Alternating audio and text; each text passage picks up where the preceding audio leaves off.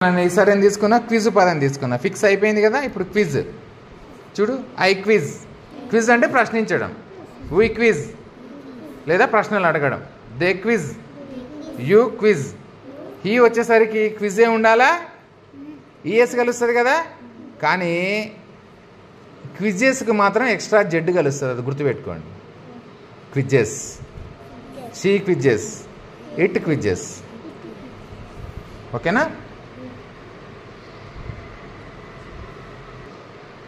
చూడండి అన్న, ఇప్పుడు ఫిక్స్ అయిపోయింది, క్విజ్ అయిపోయింది, ఎండింగ్ ఎక్స్ జెడ్ అయిపోయింది, ఎండింగ్ ఓ వచ్చేది గో ఇప్పుడు చేస్తున్నాం.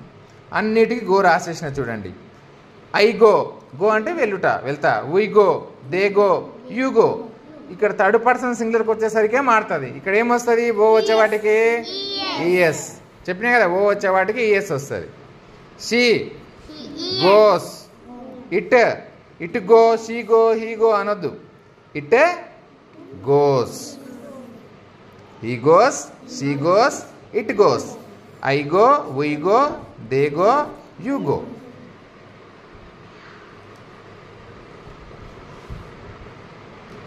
ఇప్పుడు చూడండి బేటా, ఎక్స్తో అయిపోయింది, జెడ్తో అయిపోయింది, ఓ తోటి అయిపోయింది. ఇప్పుడు ఫైనల్ లెటర్ ఏమొస్తుంది పదంలో? ఎస్ వచ్చేటివి. చూడండి, మిస్, ఐ మిస్. అయ్యో నేను ఈరోజు బడికి వెళ్ళలేదు, క్లాస్ మిస్ అయినా అంటారు. ఈరోజు ఎవరెవరు మిస్ అయ్యారు చెప్పండి? Very good. Dikshita Jai miss అయ్యారు. Good. I miss, we miss, they miss, you miss. Third person singular వచ్చేసరికి హీ మిస్ అనకూడదు. ఏం యాడ్ అవుతుంది? ఈఎస్ యాడ్ అవుతుంది, గుర్తుపెట్టుకోండి.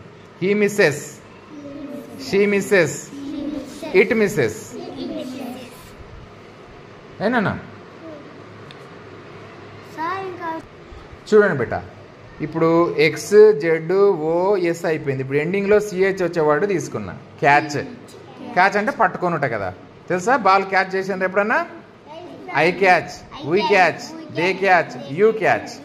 ఇక్కడ వచ్చే తేడా అలా థర్డ్ పర్సన్ సింగులర్ దగ్గరనే వస్తుంది. వీళ్ళంతా ఒక్కొక్కరే కదా, ఒక్కొక్కరైనప్పుడు థర్డ్ పర్సన్ దీన్ని కూడా మనం సింగులర్ చేసేయాలి.